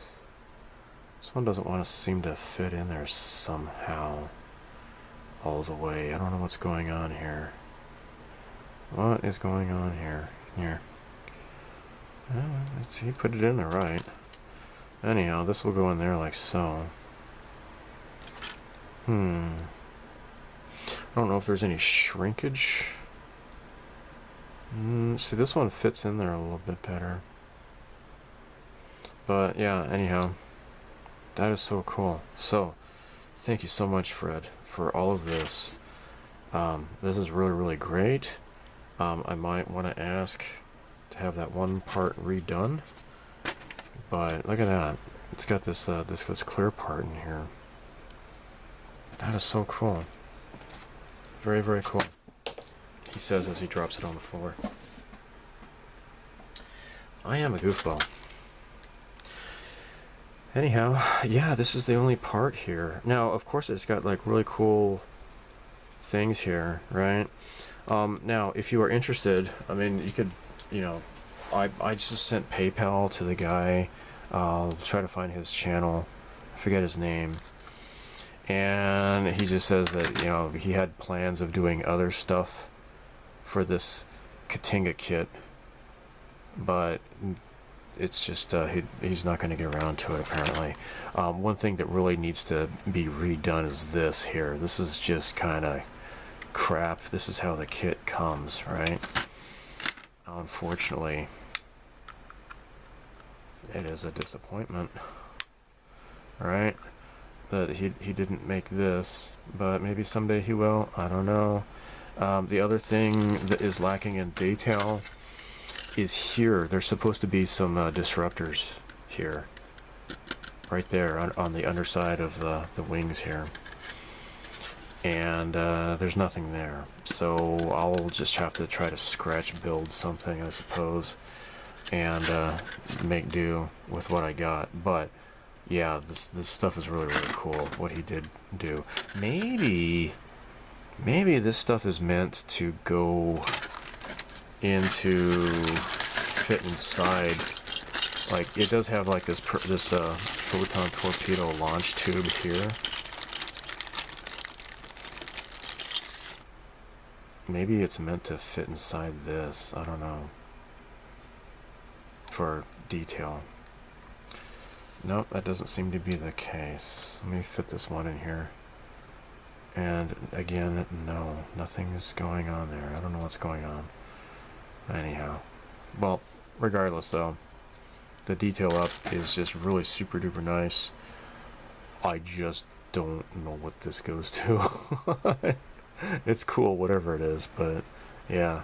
Okay, I watched the guy's video, the guy who made these parts. So like this is the back deck here, and there's gonna be like some modules that fit on either side here. And anyhow, so when this fits together like so, there's like this overhang, and that's where this part comes in. You just glue this directly on the bottom of there, and it adds detail. That's what that does. So yeah, I rewatched his video, and yeah, just kind of cut these out. And I'm still not sure about, see, this looks like this is okay. This is gonna be fine. These assemblies though, not so sure. But when the time comes though, you know, whenever I start building this thing, I mean, I kind of already started building, but I will address these issues whenever that video comes. I do want to prioritize the polar lights, the 350 Katinga more though. But like here, let me put this LED in here. Gives you an idea. It shows a little bit more brighter in the video than in real life. But you can kind of see that that's going on there. And I noticed that this little part here, this goes to the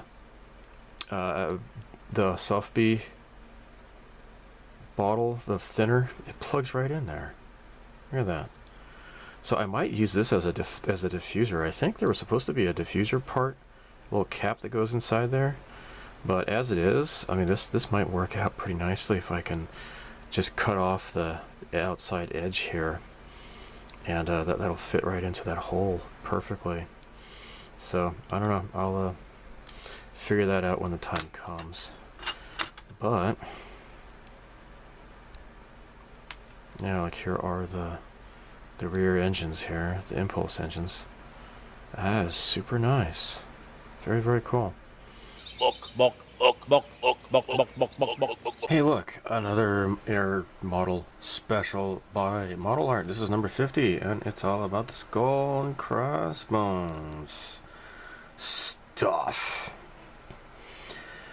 And as you can see, on the front there is F-18 Hornet. So yeah, expect a lot of Jolly Roger stuff. Look at all the skulls, just like Grandma's house. So several different builds, as you can see. So yeah, the Demon. Was this like a Vietnam War era, or is that from the 50s? I don't know. I really don't know much about the Demon at all. F3H2N. Alright, Jolly Rogers. And so now this is a Hasegawa 48 scale. Isn't that nice? So, by the way, yeah, these are like one of those mooks, right? It's like a magazine book. There's no ads in it, so it's a little bit more expensive. Although, I guess there is like an ad on the back here from Hasegawa. So, I never really thought much about the F-18 Hornet. Then, you know, the kind of changed my mind though when I watched Maverick, Top Gun Maverick. After that, I thought, yeah, maybe they are kind of cool. Now here's the Tamiya 48 scale F-14 Tomcat. Of course, I mean you just gotta see that in pretty much everything.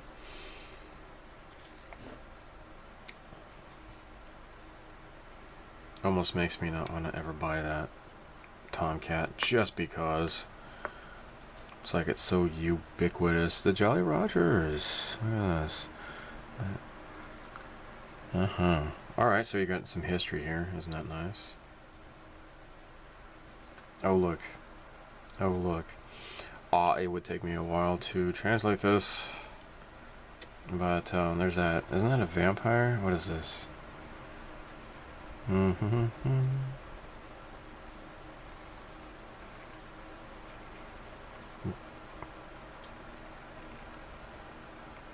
Wait. Wait, what? It doesn't say. Gold gray. Okay. Oh, it's an F9, F8. So that's a vampire, isn't it? I don't know. I don't think it's a demon. Vampires and demons. It's like Halloween. Oh my gosh, that is just so amazing. I've never seen a Tomcat in person. Kind of missed out on that kind of stuff. My dad never took me to an air show. So in Arizona, we've got Luke Air Force Base. And I did see, I thought they were F-22 Raptors, but I was being told that they were F-35 Lightning IIs flying overhead. I couldn't really see very well. But yeah, I was out in the very far west valley while I was staying in Arizona. So, as you can see, it's just a whole bunch of different planes. Right. Different schemes. Rather informative, I think. Alright. Check this out. 1/44th scale, Jolly Rogers. So, this is the Revell 1/44th scale Tomcat. I'm actually building, not this one, but it's another one. I forget what, but it's a F-14B, I believe.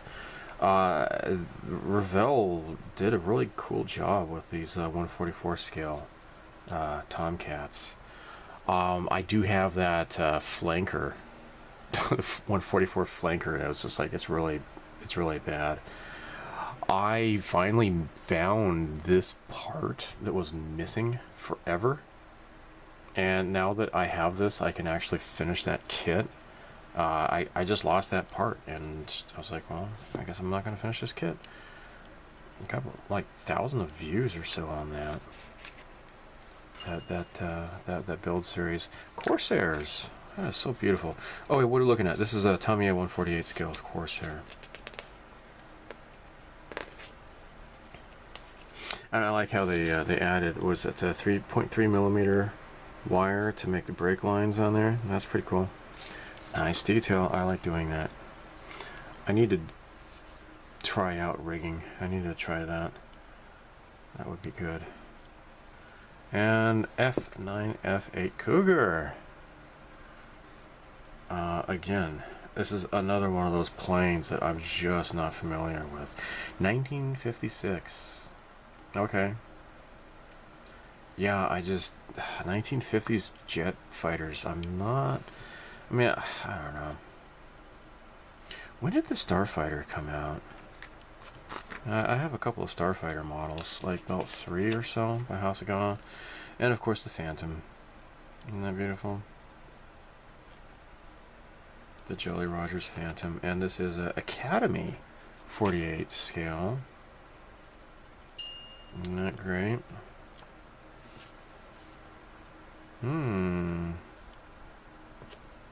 That's nice. Very nice. So, Jolly Rogers, 72nd scale. Lots of stuff. So, we got the F3H2 Demon. Wait, where's the Demon? Is this the Demon? Sword? And then we got the F4 Phantom by Fine Molds. Got the Tomcat, 72nd scale by Academy. And we got the F-18 Super Hornet by Revell. And... wait, is this different? That's weird. It only lists 1, 2, 3, 4, but we have 5 planes here. I don't know what's going on with that. Whatever. Alright, this is by Fine Molds. Very cool. Very nice. So they do the modeling with the airbrush. It looks really great. Okay. Very cool. Beautiful. Very nice. Alright, so this is the Demon. And this is by Sword. Yeah, Sword. Hey, I wonder what country is Sword? If you know, let me know. I'm not familiar with that model making company. But this is pretty cool looking.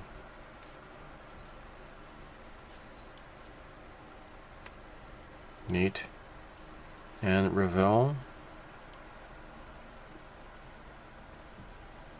F-18.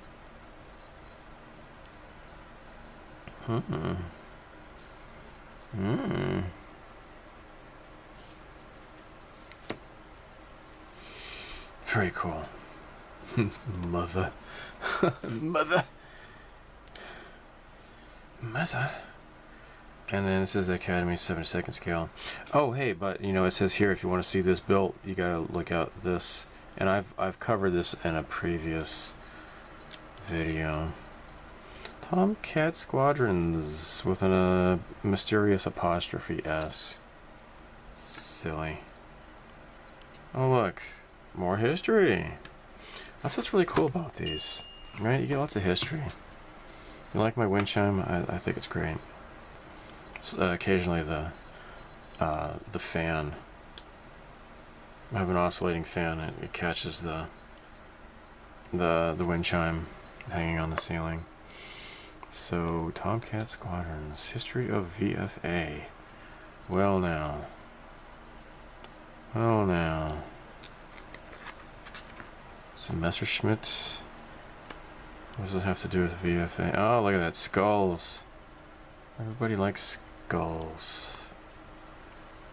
And then this is just completely extra. This is an EC1.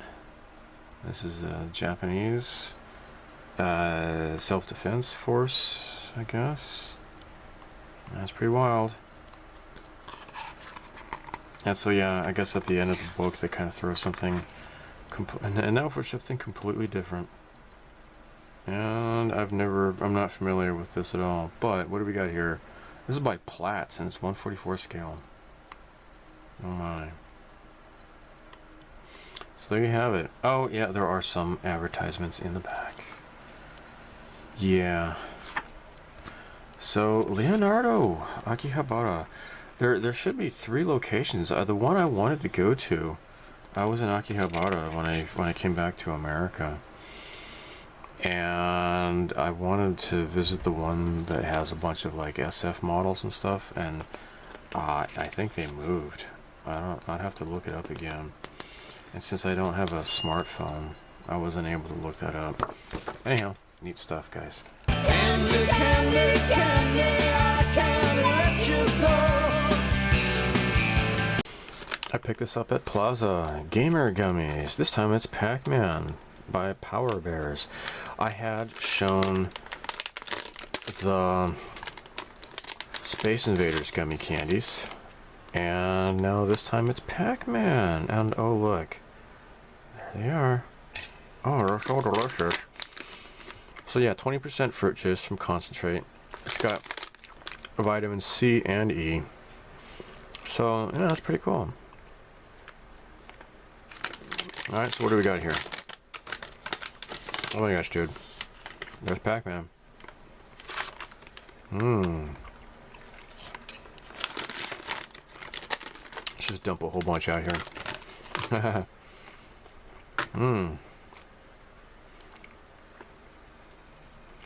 What color is that? Green? I wasn't aware of any green ghosts in the game.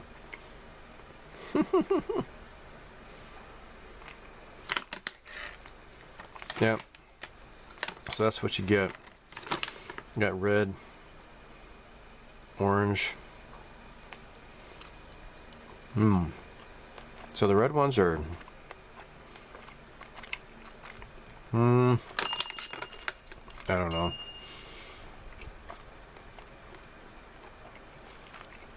I guess that's strawberry. I can't really tell.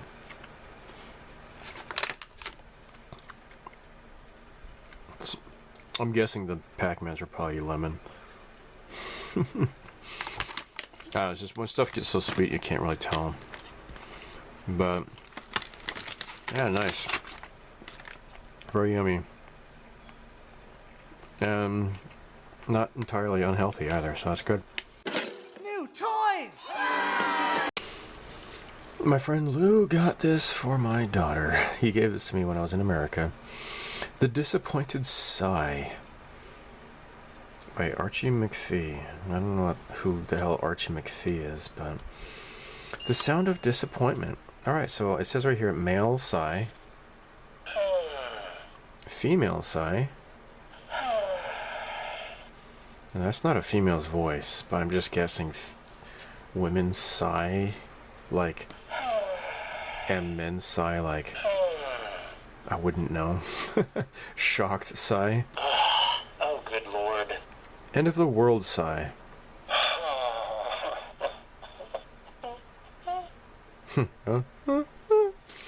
Yeah, my friend got this at Zia Records. I don't know if Zia's is exclusive to Arizona, but yeah, it's a used CD store, and it's kind of branched out into other stuff, you know, books and media and stuff. So this thing has gotten a lot of use in my family. Not only my daughter, but my wife and I, especially after coming home from America, through all that emotional bull crap I had to go through. I was doing a lot of sighing, and so this certainly got a lot of use. Still getting a lot of use out of this. And lastly, I picked this up as a gashapon here. This is a Hatsune Miku Gundam. Where's the pamphlet here? So she's dressed up as a Zaku. And isn't that adorable? So it's like a backpack. That's great. So they have different ones. They've got the Zagok Miku. They got the Zaku. That's what this one is. They got Zaku with she's holding her negi. Oh, I'm sorry. Green onions, right? That's what she's always flinging around. And then there's the Zaku version. So I'm sure this is the red. The Char. I mean the Char Zak. So this is going to be red. But this is the one I got, and I think it's pretty cute. Alright, so I've already mentioned Minuteman Modelworks several times already, so here is his channel. Check him out. He's got 519 subscribers. He does a lot of Trek lighting projects, and he does a really great job. So, and he's super duper nice, as you have already seen so far.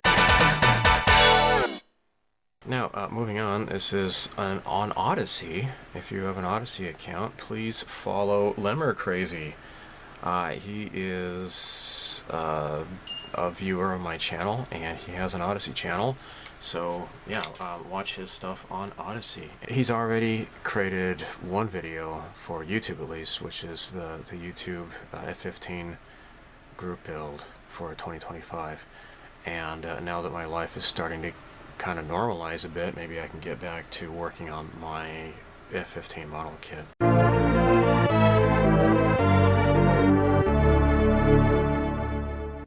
The world would probably be a better place without them. That's what the pros are saying, at least. But today I'd like to pivot and discuss autism, not the clinical variety, but the weaponized kind. We love our autists, folks. Trains, planes, and automobiles. They love data, they love facts, they love patterns, and maybe some dino nuggets from time to time. Dinosaur-shaped chicken nuggets, very tasty. But the fact of the matter is that our socially awkward heroes, they're the last line of defense against our country descending toward civil war. Today, find someone with autism, take them out for a round of mini golf and maybe some laser tag, bit of an afternoon double dipsy doodle. What is science? People talk glibly about science. What is science? People coming out of a university with a master's degree or a PhD, you take them into the field, and they literally don't believe anything unless there's a peer-reviewed paper. It's the only thing they accept. And you say to them, but let's observe, let's think, let's discuss. They don't do it. It's just, is it in a peer-reviewed paper or not? That's their view of science. I think it's pathetic. Gone into universities as bright young people, they come out of them brain dead, not even knowing what science means. They think it means peer-reviewed papers, etc. No, that's academia. And if a paper is peer-reviewed, it means everybody thought the same, therefore they approved it. An unintended consequence is that when new knowledge emerges, new scientific insights, they can never, ever be peer-reviewed. So we're blocking all new advances in science that are big advances. If you look at the breakthroughs in science, almost always they don't come from the center of that profession. They come from the fringe, people who see it differently. The finest candle makers in the world couldn't even think of electric lights. They don't come from within, they often come from outside the breaks. We're going to kill ourselves because of stupidity. So just for the record, I do own at least one shirt that was purchased at Walmart. It's this Atari Star Wars shirt. I think it was a Walmart exclusive. That's why I got it there. In that case, I really had no choice. So before I end the video, something else that I found was rather interesting was that when I was with family, at least family in question, I guess. Not all of the family, but just some. That just rattling off all these things that that are indigestible to them, and this was also, I think it was brought up because my friend, his daughter is lactose intolerant, and I used to be lactose intolerant. It really just, if I drank any milk, it would screw me up so bad. I would be like doubled over, cramped for days, and I would miss school, and I would just be in really bad condition. So I mentioned this though to my friend's wife, and I said, you can actually overcome this. I used to be lactose intolerant, but I built up the necessary bacteria by eating yogurt, organic yogurt, bit by bit. And so, and I mentioned this to my family afterwards, and so it's always always with you, it cannot be done. It's always like really negatively framed, like, oh no, that's not possible, that's not possible.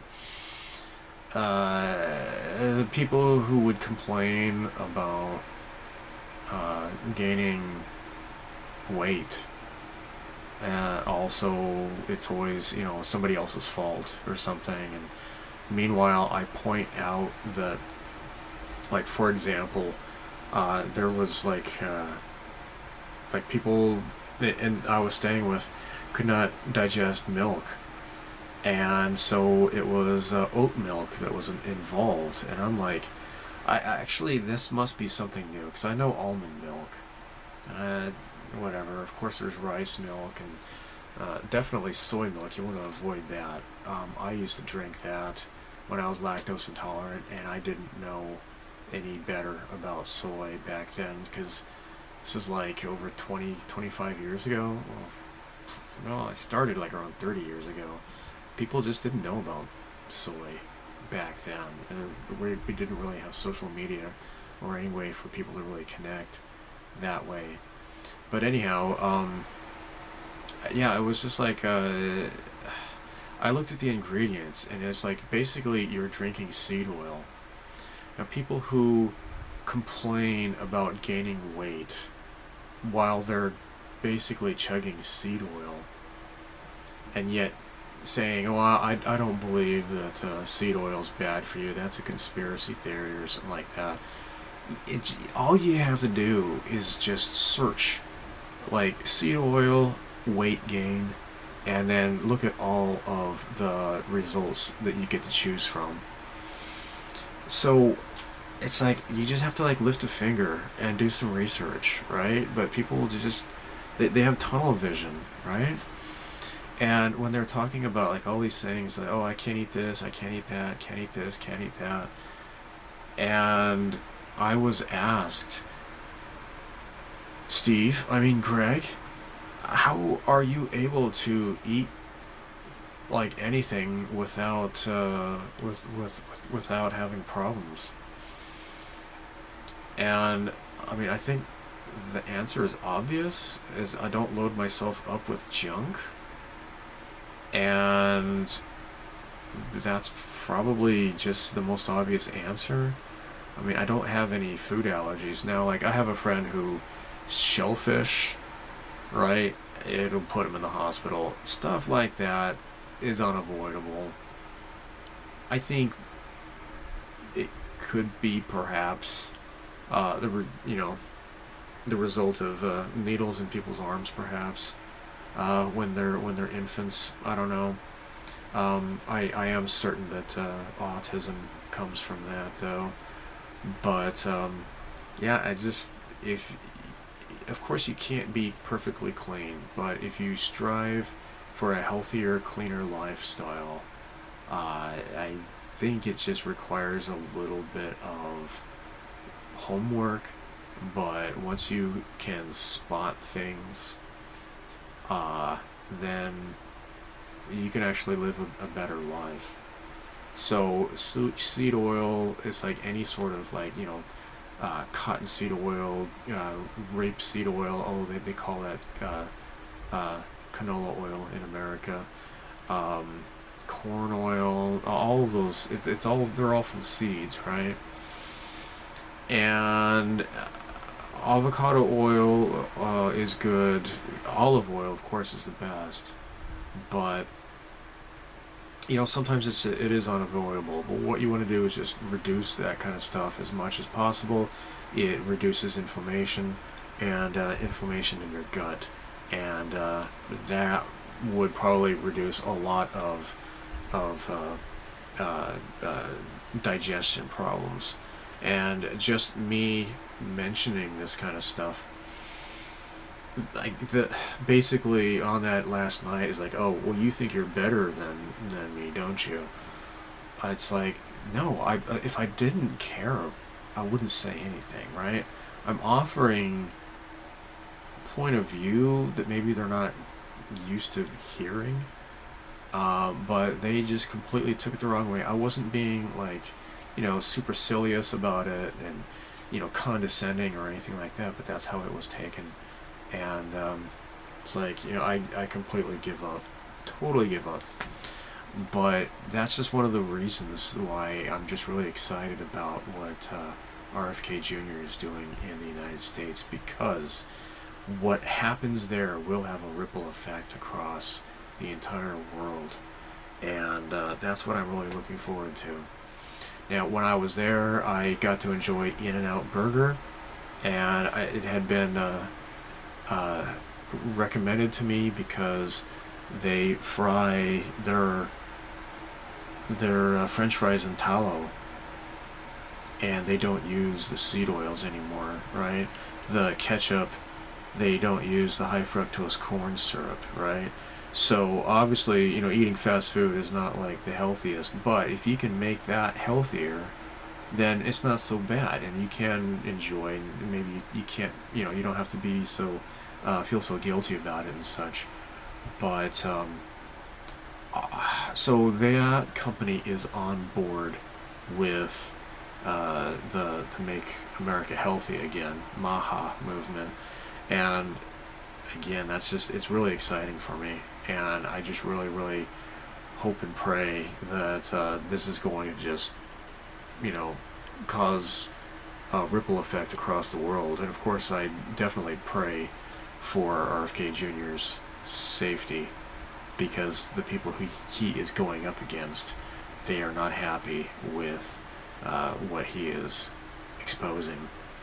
So I guess I can't think of anything else to talk about. I guess we'll end the video here. So yeah, if you've ever had a lecture on being immature because you build models or you play video games, let me know. I'm really interested in that. I know I have one friend who says that his wife cannot stand his hobby of plastic modeling, which is weird because, like, I'm here at home.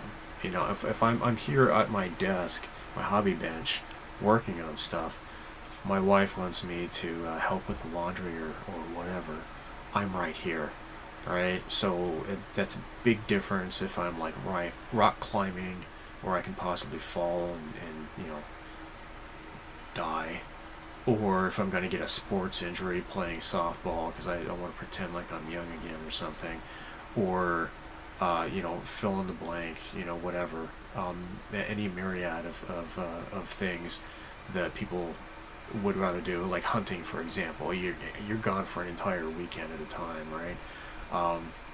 I would say, you know, having a model hobby is should be pretty nice, because at least, you know, any wife whose husband is doing that, she knows that for one thing, he's not cheating on her.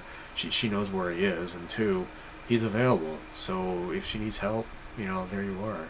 So yeah, it just it also really helps that, like, here in Japan, it doesn't have the stigma that it does in other countries.